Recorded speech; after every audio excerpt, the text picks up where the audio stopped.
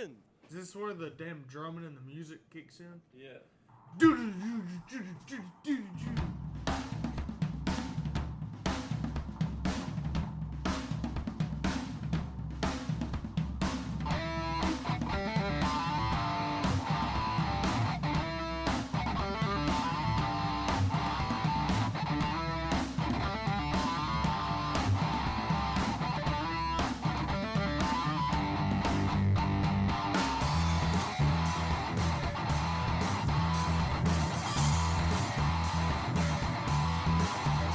What is going on, everybody? Hello and welcome to another episode of On the Pipe Podcast.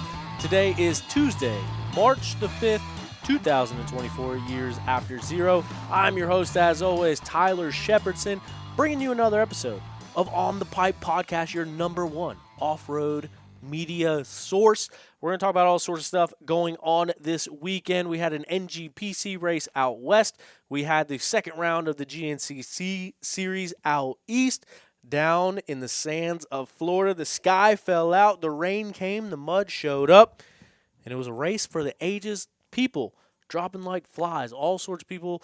There was a couple injuries. There was a couple bikes that didn't make it.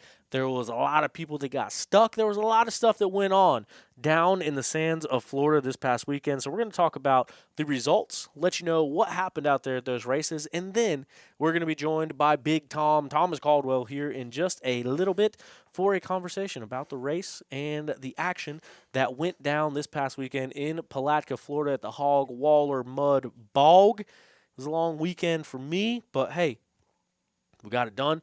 We went to Daytona. We went to Daytona Supercross press day on Friday, and then the actual Supercross race on Saturday. Straight back to the GNCC to wake up early in the morning and film the youth race on Sunday, and didn't sleep pretty much at all, like the entire time. So it was an interesting weekend, to say the least. I was running on autopilot, and to be honest with you, I don't even feel like I was there. But I was there, and we got the YouTube video up. Big thanks to Carson Atima, 10-4 Media. He is helping me out with some stuff this year. So big thanks to him, because I was worthless on Sunday, and he was my tour guide, and we went around the track, and we filmed all sorts of stuff together, showed me the spots.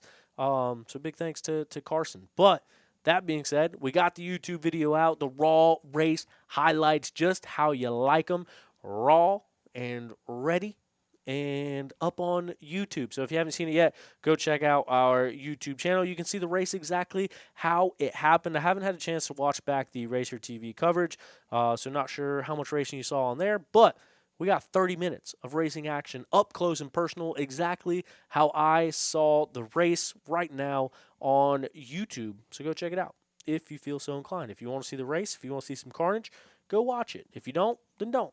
Whatever. But I'm willing to bet that if you went out of your way to turn on the Pipe Podcast, then you probably want to see what happened at that race. This show is brought to you by Beta Motorcycles. They are the official manufacturer of On the Pipe Podcast, and maybe we got some things in the works with Beta to do a little bit more alongside the Beta Motorcycles. Why? Because they are growing. Why are they growing? Because they got a Supercross rider that is top 10, the first ever Supercross top 10 for Beta Motorcycles happened this past weekend. We had Betas racing out west. We had Betas racing out east. We had Betas racing in Supercross, GNCC, the NGPC at Glen, Helen. There's Betas all over the place. And I was on a Beta as well. This week, I was on a factory Beta. Shout out Jonathan Johnson. Had some last-minute stuff fall through. Johnny Johnson let me ride the old practice bike. So we got it dialed in, and that's how we're able to bring you the race footage this week. So big thanks to Johnny, and big thanks to the Beta crew. Had the whole team there. Had the West Coast guys that were out there. Even had the owner out at the GNCC this past weekend of Beta USA. So super cool to meet him. And this is our third year working with Beta. I couldn't be happier with it. You guys know by now I'm a full-blown Beta guy. I'm not going to endorse something that I don't believe in. I ride my Beta all the time. I love that thing. Head over to betausa.com for more information on their available models, or find a dealer near you to get yours today. They got premium quality and rideability. You're going to like it. Check out Beta Motorcycles. This episode is also, as always, brought to you in part by Zach Tussle over at Raymond James Financial. Zach is a racer, financial advisor, friend of the program, and is like a couple weeks away from being a first-time father. So shout out to Zach Tussle. Him and his wife, this is baby month for them. They're expecting their firstborn, so that's always exciting times. And what does Zach want to talk about when he's about to have his first child? He wants to talk about your finances. Go to financialadvisorsdenvernc.com. Let him know you listen to OTP. Get a free consultation of exactly how Zach can help you out and help him feed his baby and put diapers on his little bum. You know what I mean? So hit up Zach Tussle. Also, Battery Park. This past weekend, we saw Battery Park in action. How do we see Battery Park in action? Rivers Morris. He put on a really great ride. But another guy that calls Battery Park home is Nick DeFeo. Nick DeFeo is a real-life Tyrannosaurus Rex. You see him all the time. He's on a Kawasaki. He says T-Rex on the back of his shirt. He trains at Battery Park Off-Road, which is down there, you know what I mean, on the same road as the Sumter National Enduro. So an awesome place to ride. 34 miles of Enduro single track, 15 miles of two-way track. They got camper hookups. They got a whole race team, Ride Battery Park race team. And like I said, old T-Rex trains there too. T-Rex, top amateur by 6 minutes this past weekend. Which is no easy feat and super cool to see. So maybe you'll catch him out at Battery Park. He'll show you the fast lines around the track, but shout out to them as well. I need to take my old Beta motorcycle down there after I do some stock trading with Zach Tussle and go race or go ride at Battery Park. You know what I mean? Then I get the whole OTP sweep, especially if I'm using my Onyx maps while I'm out there mapping out the trail system that's probably already mapped on Onyx maps. But anyway, let's get straight into the results. We're going to start things out here on the West Coast. The NGPC round number 2 happened at Glen, Helen in California over the weekend. It did rain, so it was a mud race out west, which, talking to the West Coast Beta boys, doesn't really happen very often. So, who won it? I'll tell you who won it. A guy that I thought was going to be down here racing in Florida, Dante Oliveira. Dante Oliveira filling in for Ben Kelly. Ben Kelly is injured, recovering from surgery. Dante Oliveira was going to come out and race the first few rounds of the GNCC Series. He will be back racing GNCC as far as I know, but he has a title to defend. The NGPC reigning champion, the number 1 factory KTM rider of Dante Oliveira, goes out there and takes the overall win this past weekend down in the mud in California. Austin Walton on the Rockstar Energy factory Husqvarna team would end up in second place overall on the day, and then Cole Martinez on a Monster Energy Honda would round out your overall pro class podium out there at round number 2. And then Pro 2 is Colton Eck taking the win on a Kawasaki in the Pro 2 class, and then none other than our adopted Australian East Coast rider turned West Coast rider Mason Simmons. Meso goes down there off of a win last weekend. He gets second place at the NGPC this past weekend. The plan is Mason's going to be one of the guys we talk to tomorrow. We were supposed to talk to Mason last week, coming off of that win at the Works race, had everything set up. I'll be honest with you, stuff kind of hit the fan. It's been a reoccurring thing. Talked about my brother on here. My big brother's still in the hospital, having a lot of complications over the past couple weeks. Went in for another brain surgery on Monday. This was the biggest of the brain surgeries that he's had so far this year. I think the fifth brain surgery that he's had this year, the biggest one of them all. And so that is why these shows are delayed one day. Today I drove through the night straight. I finished the YouTube video at the track. I didn't leave Florida till like 11 o'clock at night. Drove through the night straight to the hospital. Didn't even go home first for his surgery. But I am happy to say that everything went well with that surgery. And he has been. Yesterday, we had some stuff to go through. Yesterday was not good. Yesterday was very scary. Then when we started getting into the evening, things did calm down, and since then have been very good. So once again, thank you everybody for the T's and P's. Can't tell you how much I appreciate it. But yeah, this theoretically, hopefully, should put an end to this saga that started on January 6th of this past year. Has been ongoing ever since then. So yeah, I was at the hospital all day yesterday, and then as soon as I got home, basically slept because I didn't sleep since Wednesday of last week. But that's another story. Anyway, that is why the show didn't happen last week. A lot of complications going on there. So obviously I had to deal with what I had to deal with. So sorry about that. But yeah, everything should be on the mend. And once again, kind of like I said a couple weeks ago, kind of feel obligated to give the updates because it has been something that we've talked about on here. And so yeah, thank you everybody that has reached out. It means the world to me. And hopefully we're all on the downhill of it. So Colton Eck, first place. Mason Simmons, second place. Third place in the Pro 2 class was Cole Zeller, getting it done in that number 3 spot in the Pro 2 class. Colton just outside of a top 10, 11th place overall on the day while taking that Pro 2 win. And then top amateur out there was Dustin Davis with a 21st place ride overall, winning the 4-stroke A class down there in a muddy Glen, Helen. As we take a look at the GNCC this past weekend, Jonathan Gerard makes it 2 wins in a row, back-to-back to start the season, takes the win at Big Buck, takes the win at Wild Bar, comes through all smiles, chucks up the deuces for 2 in a row. Didn't look very winded, didn't look like he expended a bunch of energy. Looked like he was still ready to go and do a couple more laps, even though this was the longest race of all of last year as well. 3 hours, 11 minutes, and 6 seconds was the time it took Jonathan Gerard to complete the Wild Boar GNCC and take that win. Little controversy for the number 2 spot. Grant Davis would end up taking the number 2 place on his way to his first ever XC2 win. I think Grant is like 17 years old. I think 17, 18. He's young. He raced XC2 last year. We saw him on the podium to end the year in Ironman. At round number 2, he takes his first XC2 career win, and he does so in style by holding down second place overall. That is going to bump Stuart Baylor Jr. down to the number 3 spot. So Stu ends up second place in XC2, but Stu is actually the reigning XC1 class champion. Why doesn't he have the number 1 plate? Because Craig DeLong won the championship last year. Why did Craig DeLong win the championship last year if Stu Baylor won the XC1 points? That is because the XC1 class gets scored off of the overall points. So even though Stu Baylor got second place in XC1, he got third place overall, which means he gets 21 points for third place instead of 25 points for second place. If you watched the Racer TV broadcast, Stu gets like 2 words in and drops an F-bomb in the middle of the thing. He was visibly upset that he did get that third place spot. So we talk about that a little bit with Tom here in a minute, so I'm not going to harp on it right now.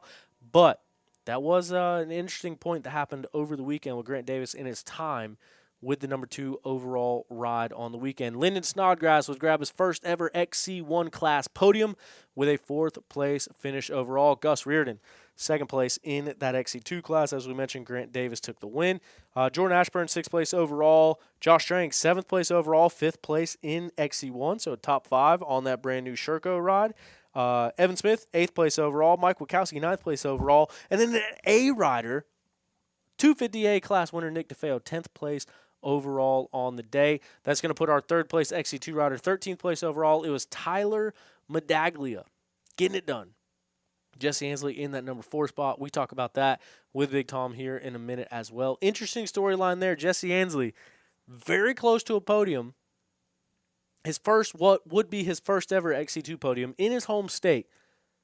And because Tyler Medaglia decided to drive down from Canada and race the XC2 class, he takes the final XC2 podium spot, putting Jesse Ansley in 4th. We talk about that some here going on. So, yeah, Nick DeFeo, top amateur overall in the day. Jason Tino, the 2nd top amateur on the day.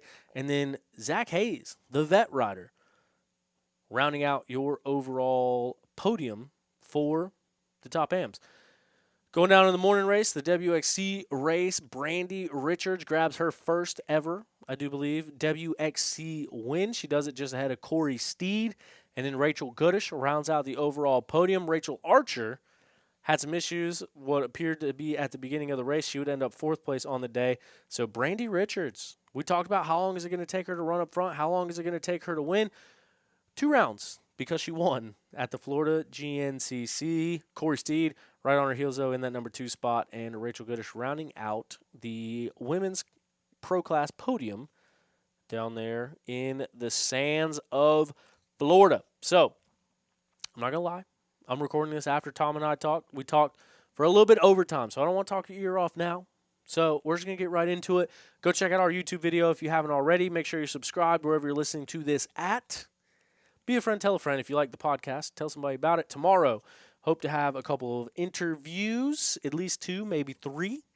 And so we can hear from the guys directly, or maybe girls. You know what I mean? Never know. You have to tune in tomorrow and find out. But don't forget, 2 episodes this week. Just like there was 2 episodes a couple weeks ago when we got everything going. We had Evan Smith, Liam Draper. If you missed that episode, go back and check it out. Really good conversation with both of those guys.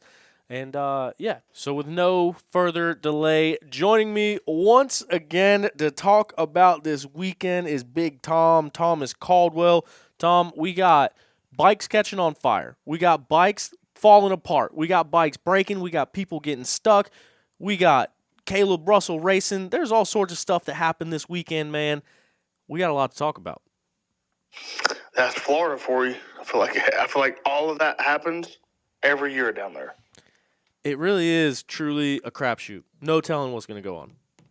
Especially when you get a monsoon in the middle of the race. Didn't help matters none. No. And I didn't look at the weather radar. I didn't know if that was supposed to happen or not, but we were literally out in the middle of the woods, and all of a sudden the temperature drops about 10 degrees, and everything goes black. I'm like, oh, we're about to get it. Yeah, they were flying the drone around, and they showed a shot just over top of like that. I guess it was the PowerPoint or the Monster Mile or something. And they were zoomed out looking over the trees, and it was dark off to the back. And y'all might not have known it was coming, but everybody watching on the internet saw it was coming. Yeah. No, so we were out by the PowerPoint when we noticed all that, and then that was the lap to go back to the pits. And so then right when I got back to the pits, the sky just absolutely fell out. At least you made it to the pits. Yeah, but then I missed the pit. Dude, terrible weekend for me behind the camera. Missed the leaders everywhere, like 4 or 5 shots in a row. Missed the leaders. I go all the way back to the pits, missed the leaders, missed all of the pits, and then it starts raining, so that's when I got to jump back on the bike, head back out into the woods. I almost didn't have a bike. At the last minute, Jonathan Johnson rolled out his practice bike out of his van that hadn't been washed from the week, so that's what I rode around all weekend on. John Johnson doesn't wash his practice bike? Imagine that. Yeah, would have never expected it. I was about to take it out into the woods to start filming, and one of the beta guys was like, "Don't do nothing to that bike, Johnny wouldn't." And I was like, "I don't think I'm possible. I don't think I can." Yeah. No, don't forget you filmed with your cap on too. Oh, dude, yeah. So in the middle of the video, if you've seen the YouTube video, that's when the one time, it was like one of the first times that I didn't miss the leaders. Pull up the camera, hit record, lens cap on. So just black. But you could hear them. Hey, it happens. That's like I told you the other day. I was like, it makes it part of the raw, natural highlights. It didn't bother me none. Oh yeah, getting the full experience. But it's like now kind of built this thing, so I feel like the pressure to do it. It's like now when I go to a race weekend, I feel like I'm working, and so now I feel like one of the riders' race reports. Like, all right, I gotta adapt, overcome, make some changes, find out where we went wrong, be better for the next round. Yeah, they've definitely gotten better since you started a couple years ago. You get them up quick. Yeah, I try to. That might be the most impressive part. Yeah, it's not easy. I can tell you that it's not easy. But yeah, enough about me. I thought it was pretty cool. Being the fact we were just talking about it before we started recording, but I literally did not get a night's sleep since Wednesday, and literally all weekend between Daytona, back to Palatka, back to Daytona, back to Palatka. It was nuts. Literally didn't sleep more than a couple hours since Wednesday night. Drove through the night Sunday, get back to the hospital Monday, and then I went home at about 3 o'clock yesterday afternoon and slept most of the day. Crazy weekend, but we got it done. Beta motorcycles, they get the first ever top 10 for Beta in Supercross history. Benny Bloss went out there, got a top 10. Jonathan Johnson gets a top 5, and Jack Walker gets his first XC3 win. So pretty good weekend with the Beta boys, and the president of Beta, Tim. He was in town, so he got a front row seat to all of it. So that was a pretty cool weekend, getting to meet him and some of the West Coast guys and some of the Supercross guys, and then all in all, pretty good weekend for Beta. Sounds like Tim needs to come to all the races. Exactly. He brought the rain, but we also got some good to come out of it, I guess. Well, we know John Johnson's good in the rain, huh? Yeah. Speaking of John Johnson being good in the rain, but no, it was like this is the third year working with Beta, and I had never met him in person, so it was cool to kind of hang out, chat, shoot the shit, all that kind of stuff. But yeah, speaking of John Johnson coming into Georgia this weekend, I did reach out to Racer Productions. They did say as of today the race is still on. I know there's a lot of rumors of them canceling it or doing a second Florida, all sorts of stuff. As of right now, they say the race is happening. It does look like it's going to be a lot of rain. Last year is when Johnny and Evan Smith were leading the overall from XC2 on the two-stroke. So if it does rain this weekend, Johnny Johnson coming off a top 5, hey, we might be in the mix again this weekend in Georgia. Yeah, what was going on with that? I got a text Sunday about that being a rumor that they were not going to go to Georgia due to rain and going to stay in Florida another week. Yeah, no, so we got back to the track Sunday morning, and literally the first person that I saw, hey, did you hear we're staying in Florida? 2 Floridas. And then the next person I saw, hey, did you hear him say that we're staying in Florida? There's not going to be a Georgia. And then I talked to what I would consider a very good source, someone that is roundabout related to the owners of the entire business, that also said that. And so after I heard that, I was like, well, I guess there's probably some validity to this.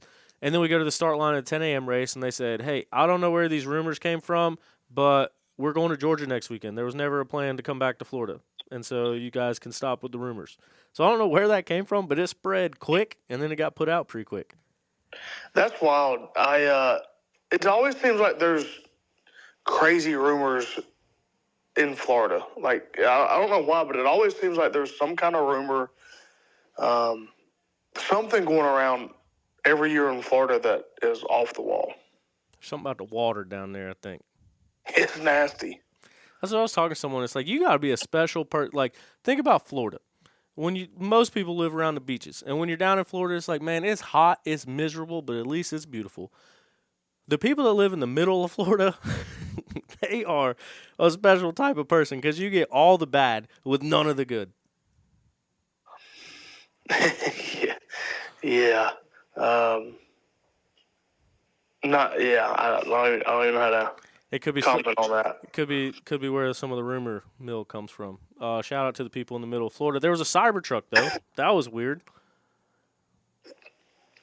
Yeah, where did you see that and whose was it? Dude, it was parked like when you know where the vendor area is, where like Moto Tees and like the specialized stuff and all that stuff is, and it says like no motorized vehicles past this point, and like people walk back and forth.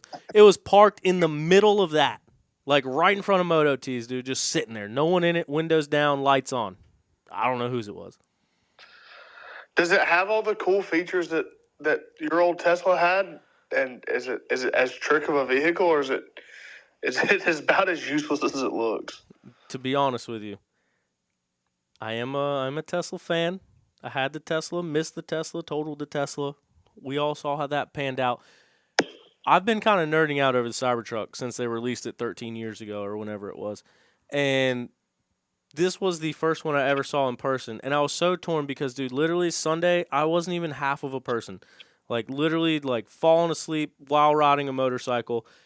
I saw the Cybertruck.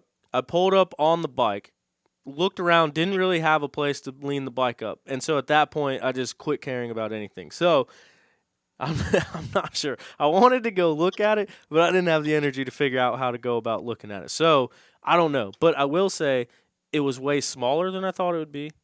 And it was way weirder looking than I thought it would be. And I already thought it looked weird. It's a strange looking vehicle. It is strange, but it does grab your attention. I will say that. You notice it. You know what it is. Yeah, not for good reason. Yeah. But anyway, enough about the electric cars. Let's talk about some gas motorcycles that catch on fire from time to time. This was the longest race of the year. 2 rounds in. No, that's not that impressive a stat. But it is longer than the longest race of last year. I don't know. I didn't do any digging farther back than that. But of all the races last year, this was longer than all of them. And they said that was it snowshoe last year? Yeah. Yep. Yeah. So they said on the broadcast that was the longest pro bike race ever. So that means that this one is now the longest. At snowshoe, they said that. Mm-hmm.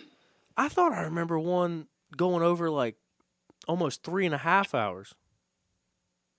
They said it on the broadcast Sunday that that snowshoe last year was the longest ever, and this one was longer than that. That's interesting to note. So it was like a little over 30-minute lap times. I know Ricky Towery, he had been shaking his head. If I know anything about Ricky, man, working with him directly at the Mid-East races. So Ricky, I would assume he does the same thing at GNCC that he does at Mid-East, where we watch the first lap or two, and then at that point, the determination of how many laps gets ran is made. And it's usually you're always a little under or you're a little over. That can't be right because snowshoe last year was only 2 hours and 47 minutes. Yeah. That doesn't sound right. I don't know. No, something's off. Well, shame on me for believing anything that the broadcast says. Should have known better. I was waiting for it. Yeah, so I guess snowshoe last year wasn't it might have been the longest race last year. No, dude, surely there were some races over 3 hours. Yeah, there's no way that the longest race was 2:47 last year, and if it was, that's a problem. Yeah. Cuz I think in the rules it says the minimum is 2:45. So that's what I was getting at with Ricky, dude. He gets so like as soon as the checkered flag flies, the first thing he's doing asking someone, "How long was it?" And then he always like, even if at Mid-East, if he's like a minute or two over, a minute or two off, he's like, "Oh God Almighty, we should have let him ride." But so I could see him like with it coming up to be, we either got to be 15 minutes short or 15 minutes long, and I can see Ricky right now just, "Hell, let the boys ride. We're down here. Let the boys ride." You think he challenges himself to time it perfectly? Absolutely. I mean, I know it's not up to him, but he takes it very seriously.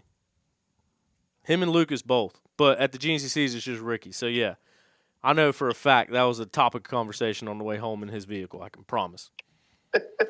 But anyway, so the overall finishing time for your overall leader was Jonathan Gerard, 3 hours 11 minutes and 6 seconds, and that got me prompted. Hey, if this was the longest race, who the hell was out on that track the longest? And we did some digging, and it was Brendan Hagan out of the senior B class, the old man 40-plus B class, 4 hours, 2 minutes, 24 seconds. Tom, how would you feel to race two morning races back-to-back, essentially is what this fella did over 4 hours in the Florida sand? How would that make you feel? Probably as shitty as that guy's feeling today. Dude, 40-plus, too? You know he's hurting. He's walking slow today. Well, I bet he didn't make it to work Monday. Yeah. You have to call out at that point. Boss, I got to tell you something. Listen here. I did 4 hours in the Florida sand loops. I'm out. In the mud, in the rain. I'm to be honest, I'm out on the 2 hour race in Florida. I'm just out on racing Florida. I'm good. Yeah. We did go down there one year, and I raced the morning race, and my lap time was longer than our buddy Curtis's, and he raced a 3 hour race. Yeah. I was pissed. Thought you were taking the easy way out. Yeah. Dude, one lap at Florida, a blast. Anything longer than that, I want no part of it. Maybe the first lap of the morning race. Yeah. But one lap in the 3 hour race is terrible. It's all terrible. From a media guy point of view, I will say this was the best Florida that I've ridden because that back, road that goes down to the power point, behind the start line and basically gets you to the Monster Mile, out that back section and the power point, it's usually the softest, deepest sugar sand, and there's usually people walking all over the place. Well, this rain had it packed down, and there was absolutely no foot traffic. No one was crazy enough to be walking back there except for Justin Griffin and Amanda Simpson. Ran into them a few times back there. But because it was all packed down and that sand wasn't loose, you could absolutely fly up and down there. So that was pretty convenient. But other than that, everybody else had to hate the track. Yeah, I mean, I wouldn't mind riding around chasing the guys on a board bike filming either, but I bet you didn't. So I know you've said that there's been times doing this that you'll hop in on the track and ride a little bit of the track. I bet you rode 0 of the track Sunday. Yeah, I would say that's pretty accurate. Only crossing the track at the road crossing was the only time I was on the track this weekend. Because remember that whole packed down and nice riding sand I was talking about? That was not between the arrows. I can tell you that. No, I can attest, and I luckily last year when I was down there that it was dry, which in my opinion makes the whoops bigger, I would think, but you don't have to deal with the mud holes, and God, dude, the mud holes ruin everything. Oh, dude, it was so bad. And in your video, there's a guy standing right there before the finish. He was standing at that tree, and the riders kept coming right at the tree, and that hole kept getting deeper and deeper and deeper. And one of the last guys that you videoed was on a Yamaha, and luckily his airbox, obviously on the Yamahas, is up front because his whole rear end of the bike is just under the water. It's sitting vertical, and there's 3 dudes trying to pull it out. And I'm like, he actually stepped in the hole, and it went up to his waist. Dude, it's funny you say that because that particular Yamaha might have been the most expensive Yamaha in that race.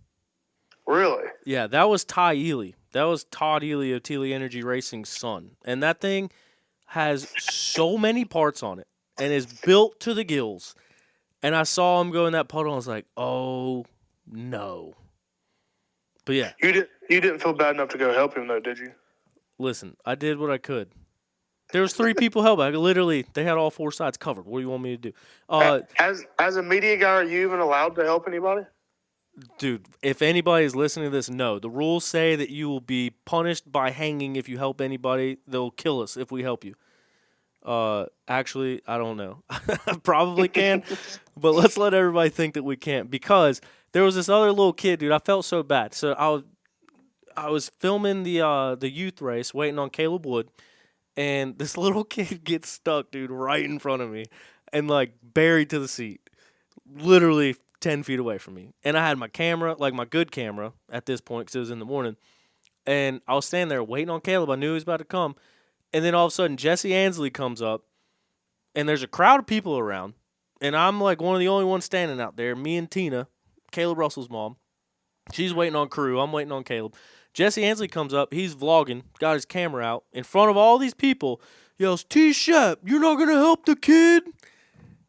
And I'm like, dude, I am clean.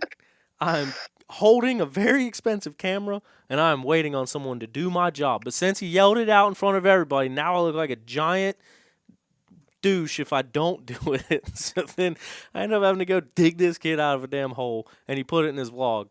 But then after that, I was absolutely covered, and then I got mud all over my camera. And Caleb came by as I was helping the kid out, so I missed the shot, almost ruined the camera, got dirty, and looked like a butthole in front of everybody. So thanks, Jesse. Appreciate you. All because somebody was talking shit. Yep. Making me look like the back. Speaking of Jesse Ansley, and it's ironic that this goes back to back because I don't mean this in a bad way. I'm buddies with Jesse Ansley. We got the same area code. He actually lives in my mom's old apartment. Oh, shit. Yeah, like that show that I did with Jesse Ansley like years ago, we recorded it in the clubhouse of my mom's apartments at the time. Jesse Ansley now lives in those apartments. So we both got the same area code. Jesse's my boy. Talk to him a good bit. But anyway, this past weekend, the first thing that I thought of at the end of this race was poor Jesse Ansley. And why I say that is because Tyler Medaglia, Canadian motocross champion, he usually comes down and he races the first couple rounds. And he definitely pretty much always races Florida. And he comes down and races Florida GNCC. Every time that I've seen Tyler Medaglia come to this damn race, he has raced the XC1 class. For whatever reason, this year he decided to come down and race the XC2 class. And do you know what place he got, Big Tom? Third. Third place in XC2. Do you know who got fourth place in XC2, Big Tom? I'm assuming Jesse. Jesse Ansley got fourth place in his home race. Been racing XC2, doing his own thing in his home state. FTR multiple-time champion legend. Fourth place on the year that Tyler Medaglia randomly decides to race XC2. I was so bummed for Jesse. Because at first I didn't know that was Tyler. I was like, who's the dude on the number 5? He's ripping. And then I found out that it was Tyler. And then when I saw him come through in third and Jesse in fourth, I was like, what luck is that? Yeah, not the greatest. I was bummed to see it, dude. So close to a podium. Jesse always does good down there. Yep. His career best finish was a fourth in XC2 at Florida. So he tied his best. So still trending in the right direction. And on a Kawasaki, which is seems like the only other thing he's rode since a KTM ever, right? Yeah, I'm pretty sure. So I think he's liking the new bike. Speaking of people that were there and weren't there, one of the big things too going into this weekend that I'm not gonna lie, I was kind of like, what's gonna happen? We saw the video come out between Dante Oliveira and Trevor Bollinger and whatever the hell happened at Big Buck, where Dante's revving at Bollinger stops, and then Dante gasses it into him, takes him off the bike. Trevor goes flying. Coming into this weekend, I was like, how's this gonna happen? What's gonna go on in the woods back there? And then no Dante. Yeah, that was one of my. We started those notes, and that was one of my things on there. As soon as I was watching the broadcast, I was like, "There's somebody missing. Who is it?" It was Dante, and then I guess there was a West Coast race this weekend. Yep. So there was the NGPC, and Dante is the reigning champion of that series. I think reigning 2-time champ, if I'm not mistaken. But he actually goes out there and wins that. So he did make use of his time off from GNCC racing by grabbing a win out west. But, yeah, they had his bike up there, like, underneath the KTM tent, too. So I didn't even think anything of it. That's weird. Obviously, that West Coast Series is his main priority, and just doing the GNCC thing while Ben's out. But hey, I gotta jump back real quick. Something that I know I brought up at Big Buck to you. I don't know if we talked about on the show. And we was talking about Jesse. Since you guys are buddies and y'all talk, can you please find out why the hell he is running WP suspension on a Kawasaki? Like, I haven't even noticed. Is he? Everybody you talk to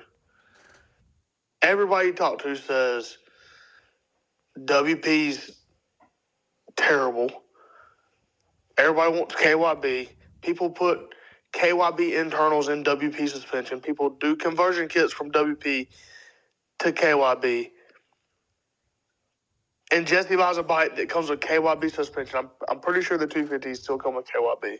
If they don't, they used to. And he takes the KYB off and puts WP suspension on. Blows my mind. But if you can get us an answer on that, that'd be great. The only thing I can think of, maybe we need to have Jesse on the show tomorrow. I had some guests lined up for tomorrow. Maybe we need to have Jesse on the show. Talk to him. If you get him on the show and you don't ask him that question, for me, I'm going to be upset. That literally just inspired me to get him on the show, Tom. Of course I would ask him that question. Right after I ask him how big of a Tyler Medaglia fan he is or isn't. I would say he's not too big of a fan anymore if he was. So I just pulled up a picture, and he damn sure does have WP forks. And I guess the only thing a shock. I can't see a shock in this picture, but I believe you. The only thing I could think is all of his years on KTMs, like he must have like cone valves and settings that he likes, and that's what he's running on that bike. But still, I mean, to be honest with you, I don't think I've ever ridden cone valves. I know it's all the rage, but I wonder how cone valves could compare to well-built KYB stuff that comes stock on the bike, like you said.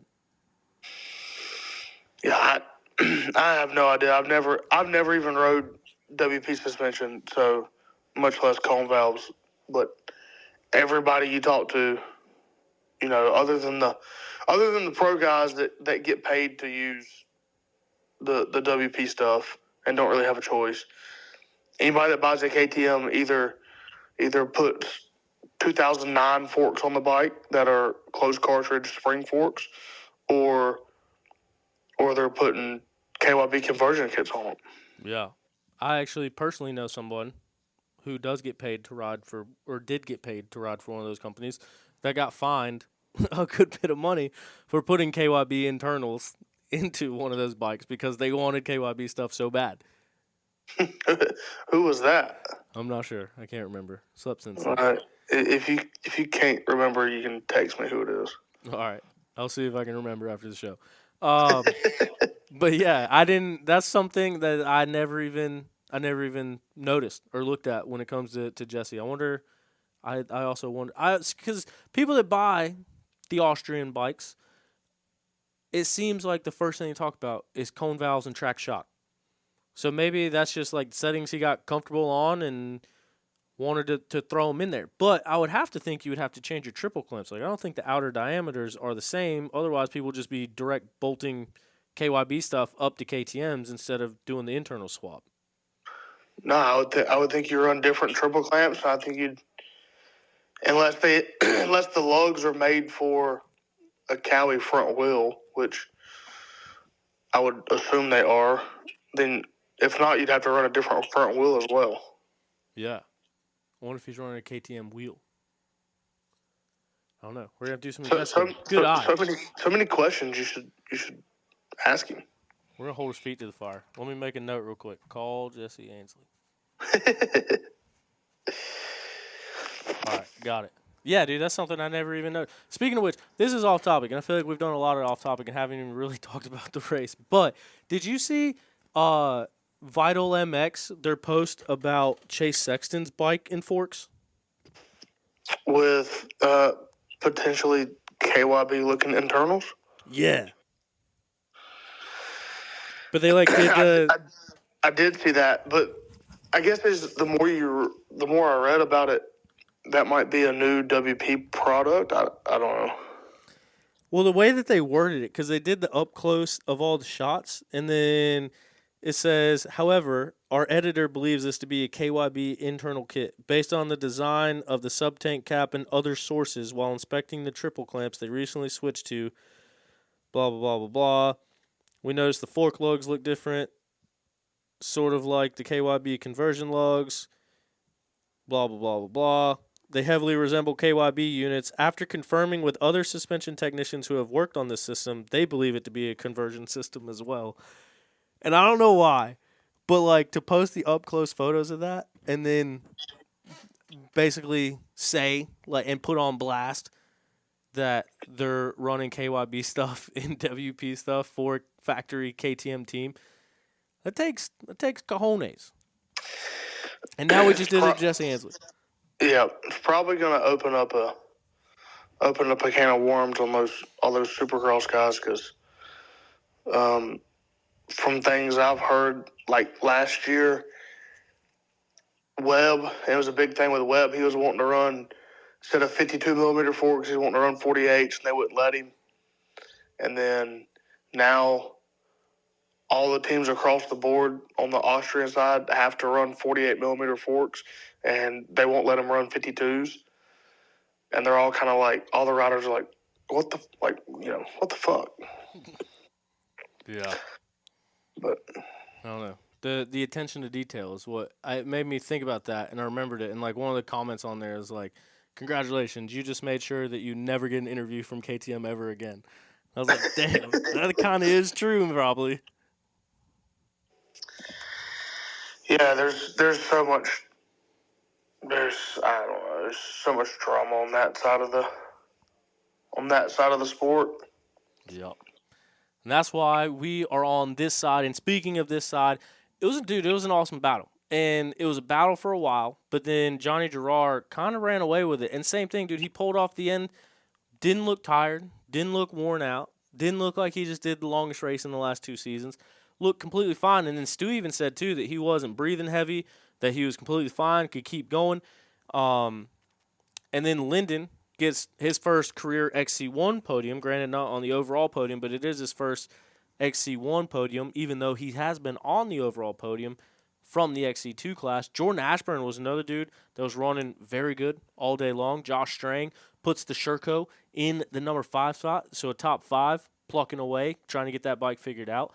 It was a good race all around, and yeah, I get, but same thing. We had so many people drop off. Apparently, Ricky Russell had a little bit of a, I don't want to say injured shoulder, but hurt shoulder. From what I think he spoke about publicly, but I think he had another crash on that and went down on that bad shoulder. So very unfortunate for him. Hope he's able to come back from that. I saw Lane Michael wasn't able to finish the race. Don't know what happened there, but I know he's been another fella dealing with shoulder injuries. Craig DeLong, obviously, didn't finish the race, hit a tree, something happened, laid the bike down, comes back, bike is on fire. It looked like a marshmallow.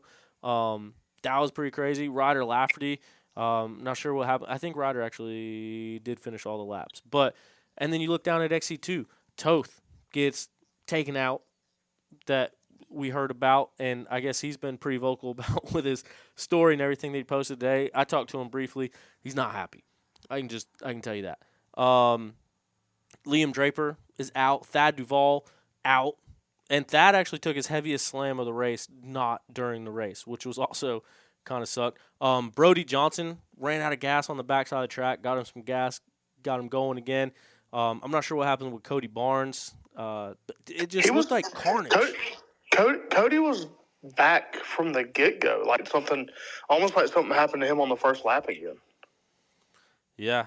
I know he had a gnarly one at Big Buck. I don't know if he's still feeling some of the remnants of that or what.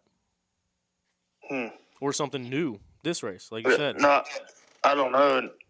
But a lot of those guys that you just mentioned had bike problems, and I think you can contribute that solely to the rain and all the standing water in the mud holes and whatnot on that track.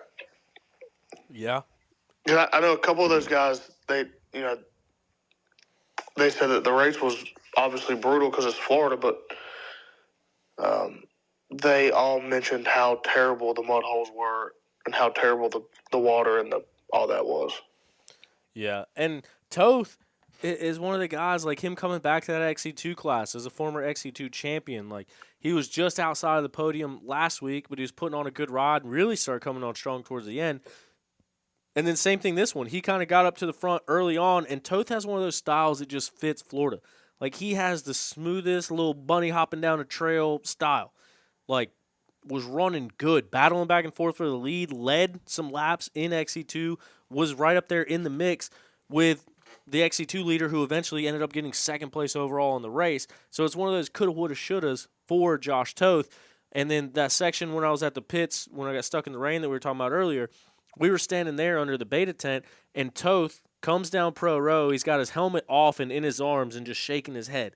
And you could tell he was pissed. And then found out throughout the course of the race that I guess him and Lyndon had got together.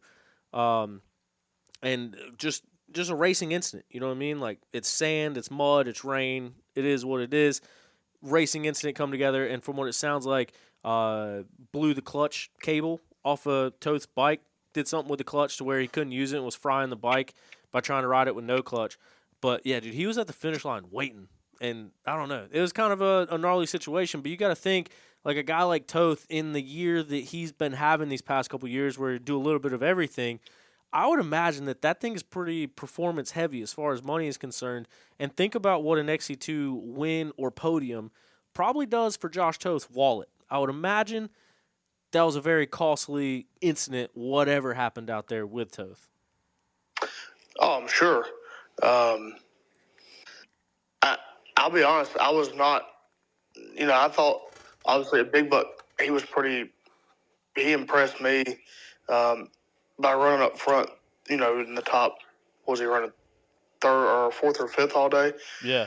But to see him running 1 and 2 all day and running in, I think he was in the top 5 overall majority of the day.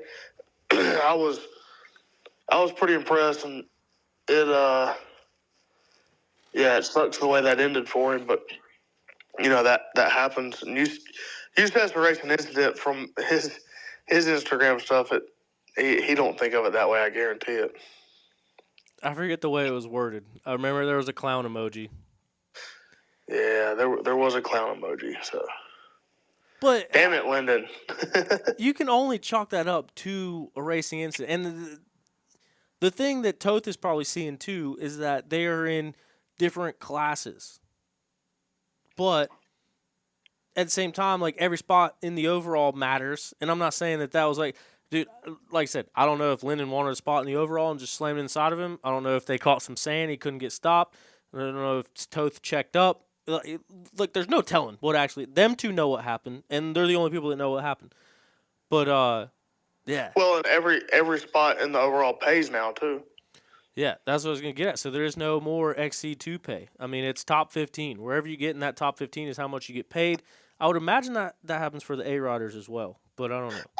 I was about to say, because there was two, I'm sure we'll get to this with DeFeo, but there's two 258 guys in the top 15. So yeah, do they get paid? I would imagine so, but I don't know. That's something that I've been wanting to confirm or not. But technically, every pro rider in off-road is an A-Rider. So I would imagine them guys would get paid, but then that also means that, like, the XC2 money is getting taken from people. Even so Jonathan Johnson, top 5 in XC2, 16th place overall, $0 in race winnings. Oh, it's terrible.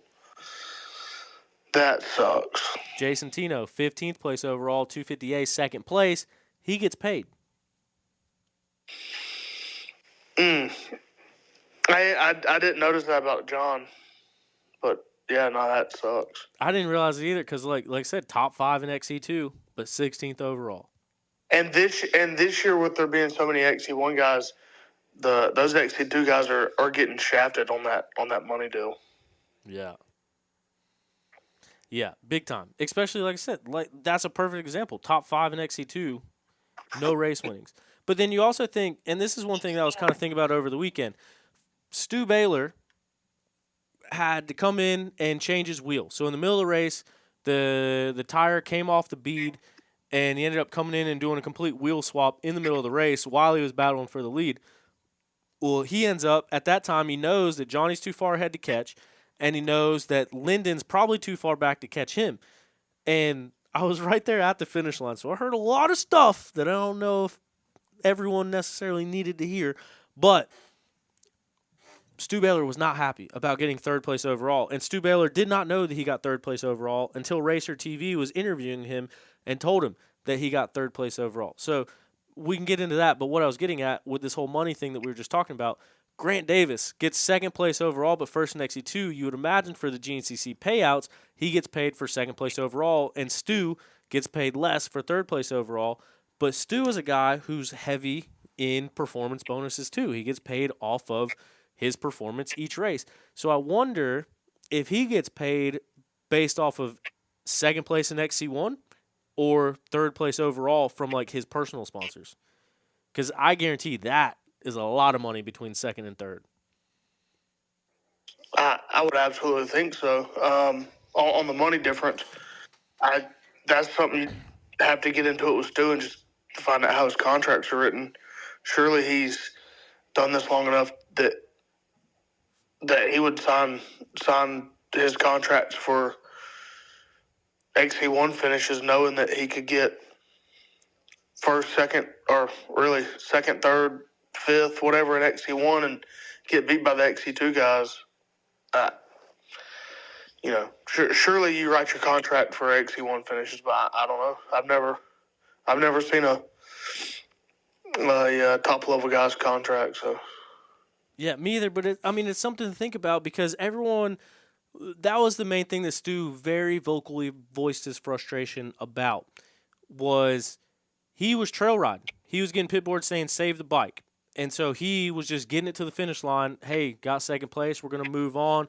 Like a couple years ago, got bit by an alligator, couldn't race Florida. A couple years ago, got bit by a foot peg, couldn't race Big Buck. So he's been in some bad spots to start these first 2 rounds of the season. And looking at 2 second place finishes back to back, hey, going to be good start to the year. And then doesn't see anything about, hey, you need to pick up the pace, XC2's in your time. And then all of a sudden finds out on Razor TV that he is in 3rd place. And the whole thing, like, of him getting upset and angry, he is more than a racer. He's a team manager. He's doing that whole thing.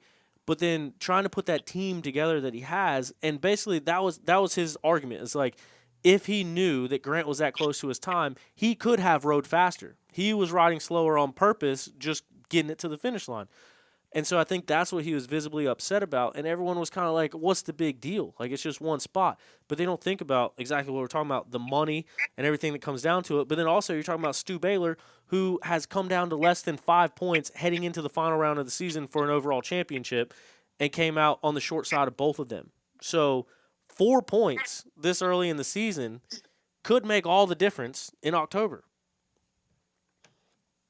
It's crazy to think that this early in the season that could be the difference maker, and like you said, it absolutely could be. I mean, it's proven to be. Just last year, it was close. Well, until the whole buckwheat thing. Was that last year? What happened at buckwheat last year? Shock bolt. The shock bolt. Yeah. And then the or fell out. The shock tent bolt fell out. Yeah. The tent took the brunt of it. Yeah. We've definitely seen Stu have some meltdowns, haven't we? But I mean, also too, like, I say that just to kind of say what's going on. Obviously, I work very closely with Stu. Obviously, Stu and I have a lot going on together. So, like, I don't mean any of it in a bad way, but, like, that's also a credit to Stu is, like, in the face of these things, he doesn't hide it. Like, dude, he went on Racer TV, dropped an F-bomb right out the gate. As soon as the interview's over, he dropped a lot more than that one.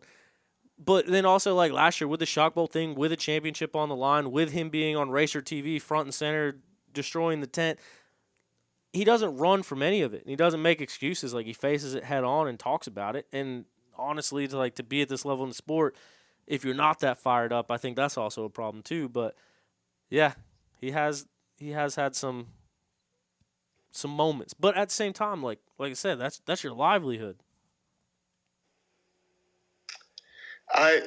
They right after the Stu interview on Racer TV, you could hear some commotion going on, but they wasn't showing him. They just kind of had the sound still going, and they clipped the sound real quick. I didn't know if there was a fight going on at the finish because I heard the start of it, but now that you say Stu went off on him right after his interview makes complete sense. Yeah, and so that's what I was standing right there alongside of. But like I said, justifiably so. Like, I don't know, he in the moment, especially finding out like that, because I think Stu thought he was second overall until Racer TV told him he wasn't. And I mean that was his biggest thing. Is like, hey, if you would have told me that, I could have pushed harder. So yeah, I don't know. That's got to be a tough pill to swallow. And was he in the middle of his interview, or had he even started his interview when Grant came through? No, they interviewed Grant first. Oh, shit. Okay. So I'm wondering, Stu probably at that time was like, why the hell are they talking to Grant? Grant Davis, not Grant Baylor. Yeah, they should have. Somebody should have told him before Racer TV did. Like I said, that was speculation. But if you look at his, I went back and just rewatched the interviews. I haven't had a chance to watch the race just because everything's been crazy. But I watched Craig DeLong's interview about his bike, and then I watched the that whole Stu thing. And the way his face looks when they tell him he's third overall, and based off of the conversation that was had after the interview, it seems like that is how he found out that he was third overall. Because I also heard from the Orange crew down there that I guess Caleb was standing near the finish line. That whole mud section that was in the video, that was a little bit before the finish line. But I think Caleb was at that section and told Grant that he was 5 seconds away from second overall. And I think Grant said that in his interview, actually. I don't think that – I'm pretty sure Grant said that either on the podium or in his Racer TV interview. But he said once he heard that, he just never lifted. Like, through that entire mud section, just never lifted. Yeah. Yep, he did say that. He said that he just held it wide open all the way to the finish. But, I mean, that's just it. That's the deciding thing right there of, like, if Stu would have got a pit board, hey, you're about to lose second overall, we see what that information did for Grant. It definitely makes a difference. I know if somebody told me at the end of the race that I was 5 seconds from something, I don't know that I could pick it up, but those guys can. Yeah, especially when you know that it's all about over. It's almost over. But pretty wild. Speaking of which, you talked about it before. A real-life Tyrannosaurus Rex got a top 10 overall. Nick T-Rex DeFeo. That is, certainly worth noting about. 6 minutes over the next closest amateur rider and 10th place overall. Hell of a ride from the fella out of Myrtle Beach, South Carolina. He was flying. I watched the starts, and him and JoJo were like 1-2 going into the woods, and I was thinking to myself, like, these two dudes are about to go at it for 3 hours, and it'll be interesting to see what they can do. And obviously, JoJo had problems, and DeFeo did what he did. But dude, on that, especially in Florida, and being, I don't know how old he is, but I know he's young, and I think he's like 18. That is pretty impressive. I don't know. Do you know what the highest finishing amateur overall ever is? Because that top 10's got to be up there. I know there was 1 year that I think Grant Davis and JoJo, it might have been Ironman that year that was so muddy. They were way up there then, but obviously that one was a much different race, even though it was muddy and Florida was muddy too. That one was way different, but on a relatively normal race, I wonder what the highest finishing amateur overall is. That is certainly a good question, and I wish that is something that I would have thought about to look up because, like you said, that's got to be pretty high up there. I remember Jason Thomas got a 9th place from XC3, and I remember that was insane. Yeah, that's pretty wild. And I want to say that JoJo has gotten a top 10 overall before. Like I said, I think they were up there at that was that Ironman 21 maybe? The real bad one with Stu and Ben? The super muddy one. Hold on, I'll look it up real quick. Yeah, I'm pulling it up on the computer right now. Because that is a really good point. Because that was a hell of a ride. So, actually, wait, am I missing something here? This says Tristan Landrum was 10th place in 250A. Shout out Tristan Landrum. Tristan Landrum is the fake 704. Him, his family, his dad, they all know that he's the fake 704. And every time I see him, they actually say, "Thank you for allowing me to use your number." I'm just kidding. We literally argued about it this past weekend. You know what? Looking at that, yeah, Joe was 17th with only 4 out of 5 laps, so he must have broke. But yeah, But that year, hold on. I think you can search. You can search for him. Oh, nothing came up for JoJo. Let me type in Cunningham. I spelled it wrong. Well, it's because it's Joseph. In the I guess that does make sense. Joseph. Joseph R. Cunningham. So, looking through his 2021 season, his best overall finish was 17th. Was that the year? Bubs won? Oh, Mike DeLosa won Top Am, I think. Or no, that was last year. This is what happens when we try to do stuff on the fly.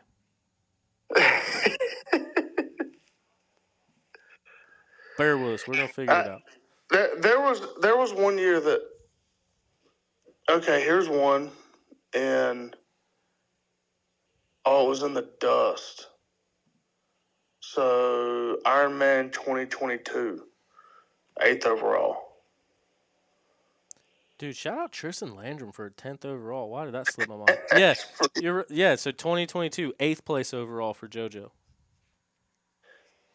And he had an 11th right before that. Yep. And that was that was when he just came back from breaking his femur. So I wonder if that 8th is the best ever. I would have to assume so, right?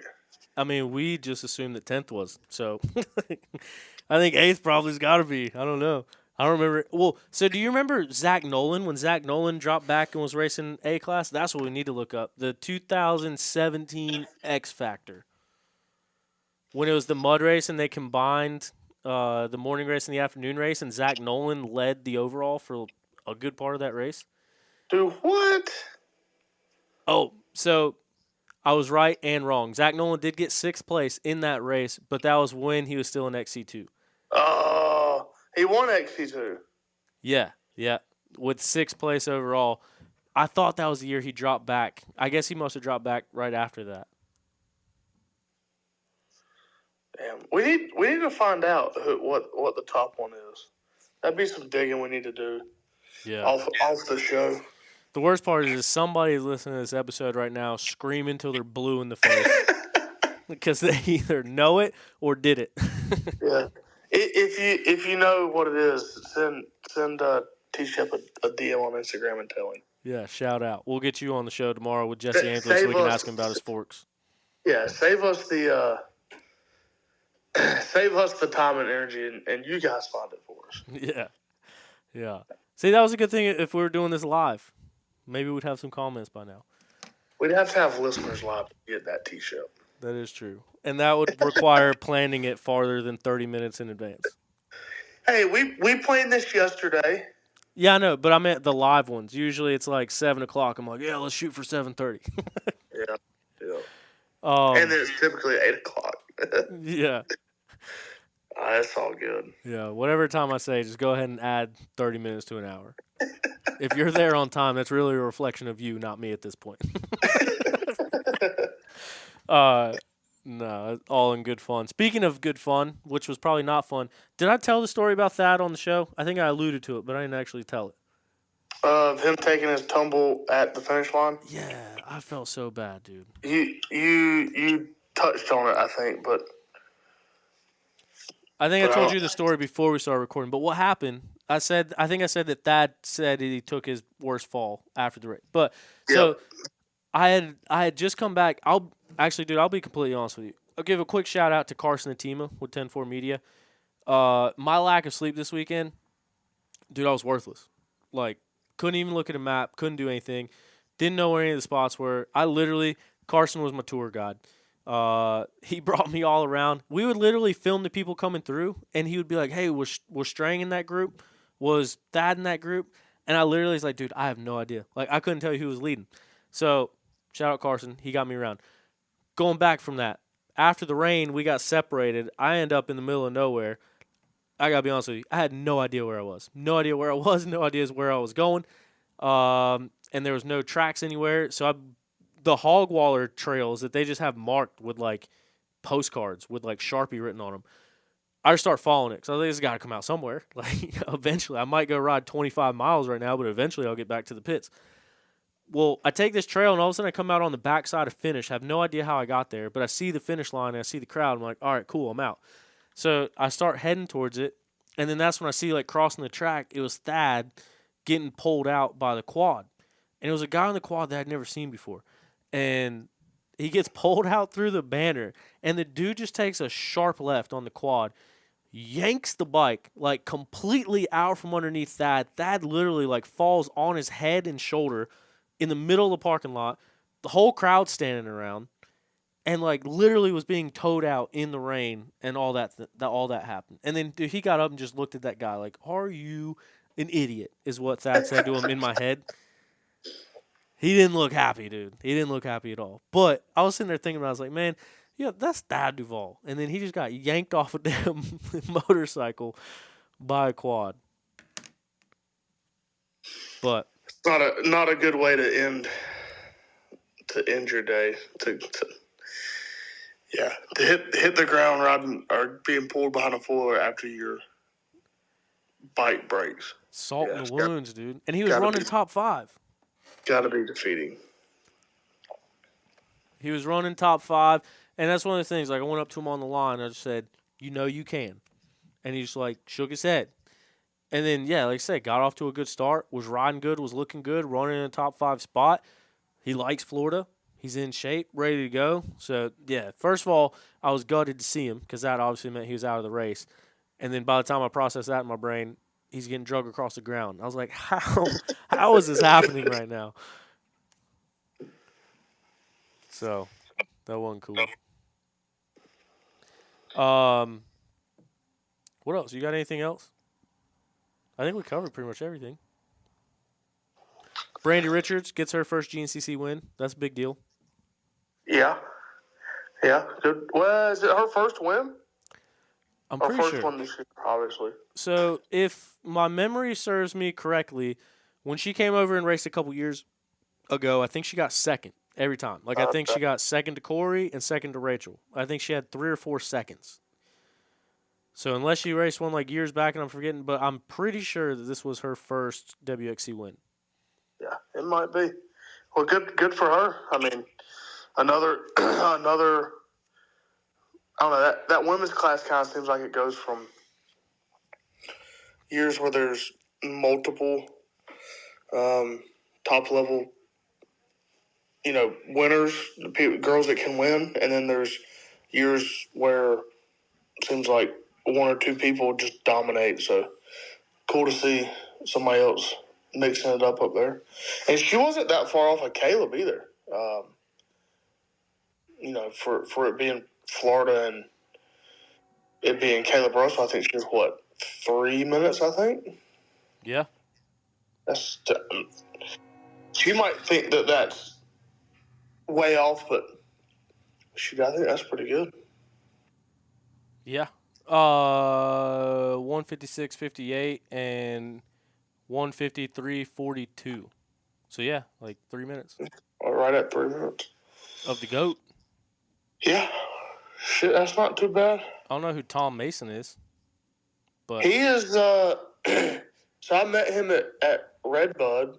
He's one of, designations. He's one of Mason Simmons' buddies from back home. He's over here staying with the Aussies up in Catawba County. Oh, really? Mm-hmm. Is he a young guy, old guy? Not mid-20s, I would think. Oh, dang. I could be off on that, but good on the bloke. Yeah. Second overall. Did anybody know that Caleb was racing this weekend? It was a surprise to me, but then again, he's down there all the time, and his place is, I think they say, 4 miles down the road. So I don't even think it's 4 miles, dude. They could ride their dirt bike there. Hell, he might have.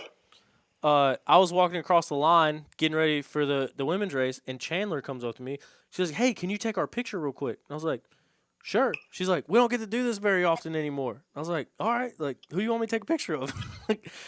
And then she, like, looks over, and I see Caleb's in there. I was like, "Oh, Caleb's racing." I didn't know. I thought Gatlin was racing, like her brother. Like, I didn't know who was going on. And I looked over, and I see Caleb. I was like, "Oh, dang. I guess the boss is coming out for a quick rip." You always get some pretty cool guys in that Sportsman A class at Florida. And I know one year I lined up with Travis Pastrana was there. One year he raced, and him and another whole shot buddy, Andrew Coffey. And I told them boys on the start line, I said, y'all ain't got a chance today, and sure should I whole shotted them and lasted about maybe a quarter mile. Oh man! But I did, and I got a picture of it, so I can say that I've whole shotted Travis Pastrana. That's sick, dude. That's so cool. That was Sipes raced that one too. I think he raced the afternoon. Oh, I thought he raced the morning race with old Trevor Pastrami. No, I think he did the afternoon because he raced. I think he raced Daytona Supercross the night before. Oh dang! Yeah. And then he raced flat track like a couple days later. Yep. But he wrecked or something. I think he wrecked out of Daytona. Yeah. I don't remember. And then still showed up, and because they showed up in the they showed up in that big Red Bull like semi camper style thing. Yeah, I wasn't down there that year. That was like the 1 year that I missed Florida. I don't even know why. Yeah, it was maybe 2019, and we get up the next morning walking around, and like sitting in the middle of Pro Row or Auxiliary Pro Row or somewhere in that area was this big Red Bull semi camper style thing, and we're like, who the hell is this? And then somebody ran into Hubert, redneck, everybody's favorite redneck. Yeah. And next thing I know, I'm on the start line, and I'd pulled up, and I walked down to talk to Andrew, and I look over, and he is literally starting beside Travis Pastrana, and I was like, well, that's pretty damn cool. Yeah. And then you whole shot all of them. I whole shot him, and I think I beat Pastrana because I don't think he finished. Dang. So that's a story right there. I'm 1-0. It had to have been 2019 because he raced that race on a Suzuki, didn't he? Yep. I remember seeing the pictures. Speaking of which, and I don't want to get in on a tangent about myself, and we got to wrap this up because you got to go to work tomorrow. But you mentioned, crap, I don't remember what you mentioned now. You mentioned something, made me think about something. About the Sipes when he raced Daytona, and then he raced Florida, and then he raced flat track. I was talking about that with someone, and that someone was Justin Starling. So Justin Starling, Supercross guy, raced Ironman in XC1 last year with the whole Pulp MX thing. Mm-hmm. I met him when he was looking at the hill, and so we were kind of talking about it for a while, and he was going to hit the far right line that's like the double up over that hill where like Ricky Russell always hits. Yep. But I ended up talking to him for a while. I mean, we stood on the hill, and we had a pretty long conversation. So I never got to see him again after the race. We actually were supposed to have him on the show. Ended up not happening. It's my fault. Sorry about that. But I was at press day at Daytona on Friday, and I was just walking around, and I'd never been on a press day, so I didn't know how it worked. Everyone was just out there sitting on their bikes. And so I was like, oh, dude, what do I do? Like, I don't know these guys. And I'm walking by, and I saw Justin Hill, and I just wanted to go say what's up because – like, he recorded the intro for my show. So people that made it this far in the show, if you didn't realize, that's Big Tom at the beginning saying this is where the drumming and stuff starts. And then the guitar and the whole song was actually written, or it was made by Justin Hill. That's him playing guitar. And my buddy Devin Byram playing drums. So I saw Justin, but he was doing an interview. So I was like, oh, dude, like, how do I not look like a creep as I wait to talk to him? And then he calls my name. And calls me over and starts talking to me, and then talking to him for like 5 minutes about jiu-jitsu, which was also super weird. But then Justin Starling was right next to me, and I go to walk away, and he calls my name. And dude, I don't mean this in exaggeration at all. But when Justin Starling called me over there, the first question out of his mouth was, "Who was Johnny Gerard?" He's like, "I'd never heard of this guy." And he's like, "I was watching your video, and I watched him win." And he's like riding around doing wheelies and stalling out, and he's like, I never heard of this guy. So I told him about the J-Day stuff, and I told him about like Johnny getting hurt and all that. Anyway, what I'm getting at, long story long, Justin Starling, press day on the starting line at Daytona, called me over there. We literally had a 15-minute conversation about GNCC. That's pretty cool. Dude, and like when I mean like it wasn't like a half-ass conversation. Like he called me over there and we were talking about it, and he talked about it for 15 minutes straight. Like all he talked about was Iron Man and how he wants to go race more of them and the things that he did wrong and the stuff he wants to do differently, and he wants to come race XC2. And he's like, dude, where we train at, it's like on the fence line of Croom. So he's like, I see people riding over at Croom, and I'm just like, oh, I want to be on the other side of that fence instead of riding the Supercross track. But it was so crazy to see, like, he was full-blown hooked on GNCC, like, watched Big Buck, keeping up with it, and all he wants to do is come race another GNCC. That's awesome, and that's wild because I've listened to like a lot of the Pulp stuff, and he's on there and talked about it quite a bit. And one thing that every time since Iron Man last year, every time he's been on, he's brought it up. But from my understanding, Who's it was Steve kind or of Starling? like Starling. Every time Starling's been on there, he's brought it up, racing the GNCC stuff. But from my understanding, he just kind of did it on a whim. Like, had never done any kind of off-road stuff, rode in the woods really ever, and had the opportunity to do it on the Yamaha, and ever since then has been kind of hooked on it. Yeah. I guess the story is like they bet him that he wouldn't, and that's why he raced XC1. Yeah, that's pretty cool. It's pretty cool to see those guys have a lot of interest. I mean, everybody always talks about it, but it would be cool to see one of the top motocross, supercross guys show up and see what they could do. Dude, could you imagine like Zach Osborne racing GNCC? No, I'm just kidding. But that was the thing we talked about. I tell you what.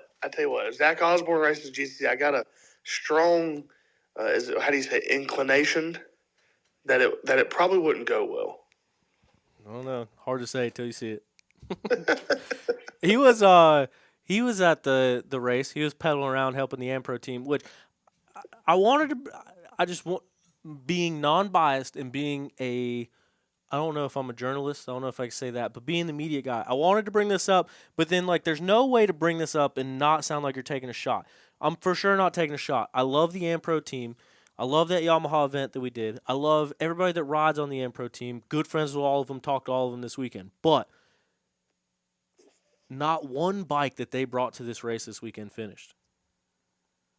Really? And I thought that was crazy. And not all of it was bike issues. Like some of it was freak bike issues. And then I think 3 of them were injuries. But I think they had 7 bikes there between WXC, 2 amateur riders, XC1, XC2. Not one bike finished. And I thought that was crazy because I never remember that happening. Like, really for any team, but especially like a team of that magnitude with that many people. And like I said, I don't mean that as a shot. It was an interesting thing. Like the beta rig was parked next to the Yamaha rig, so we saw it. But I don't know. I just thought that was a crazy freak coincidence. And, you would assume that it was due to the water, right? All the rain and the mud holes in the water. And with those things having the intake up high, they are typically pretty good in their water, aren't they? That's what I was thinking. Like I think that's a strong suit of the Yamaha. Which I've always thought was the craziest thing because you would think being up front, you catch a big old wave of water would suck it right in. But I remember like that being when those things first reversed, that being like a big topic was like if it rains and right now it's actually better. Yeah. Yeah, and it also like the water has to like travel uphill to even get to the filter through the shrouds, and usually they pack the shrouds full of water. So I don't know if any of it was water related. Like I don't know what Liam ended up saying happened to him. But I think Bubs and DeLosa might have both got hurt. I think Ricky got hurt. I think Jordan Jarvis got hurt.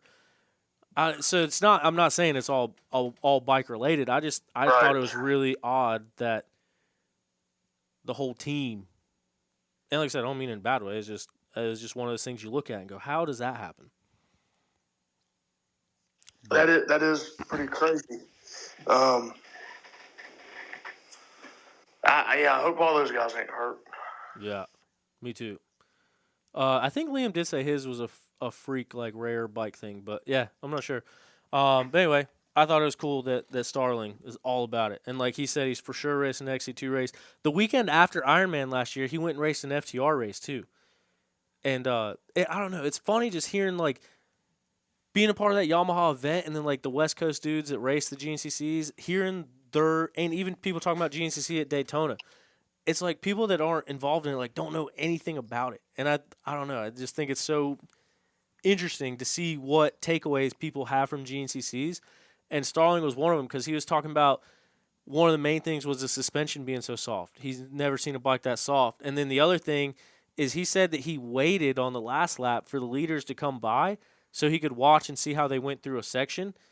And he didn't realize that when the checkered flag came out, that was for everybody. He was like, he thought everybody had to race for 3 hours. Yeah.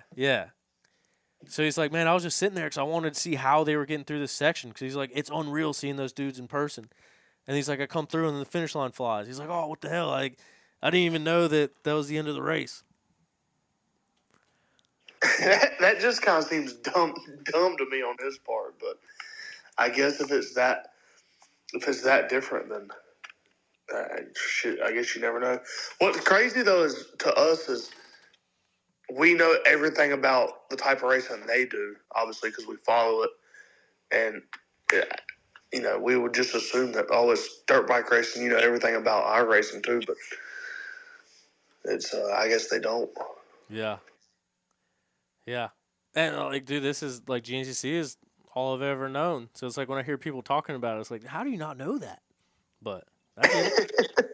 Same thing with, like, the works race. Like, Beta posted on Saturday that their West Coast guy, Dare DeMartille, won the works race. Maybe it was NGPC or works, or one of them.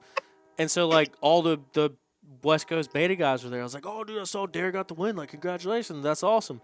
They're like, nah, that's just like a practice race. I was like, what do you mean it's a practice race? They're like, yeah, Saturday, the races don't matter. It's just like an unqualified, like, time trial thing. I was like, well, then why'd y'all make a post that he won it? I was like, well, because he was the fastest. I was like, so he did win. It's like, no, it's just practice. I'm like, whoa, what? So I guess I can understand why people don't know the ins and outs of GNCC. I guess now that you put it that way, makes sense. But anyway, man, I don't want to take up more of your time. Really appreciate your time. I think this is a really fun episode. I think we covered all the bases. And we're right back to GNCC racing this weekend. Are you going to be there? I don't think so. Especially if it's going to rain like they're calling on. I did that last year. I think I'm out. Yeah. That was the best performing video was last year's mud race at Georgia. So I guess if it rains, it rains. Yeah, we'll see. I actually just stepped outside, and it sounds like it's starting to rain now. So I know we're getting rain tomorrow and Friday and Saturday this weekend. So I'm sure all this rain's coming through Georgia too. Yep. I think it rained there all day today, tomorrow, and Saturday. So God Almighty, we'll it'll be interesting, especially if. And God Almighty, that red sticky clay. Can you imagine if it rains like that on Saturday and then doesn't rain on Sunday? Yeah. God, it'd be miserable. And everyone is basically having to frame their bikes and rebuild them this week. Dustin Simpson, shout out Dustin. He was on the podium at XC3 again. He sent me a Snapchat of his bike. He said,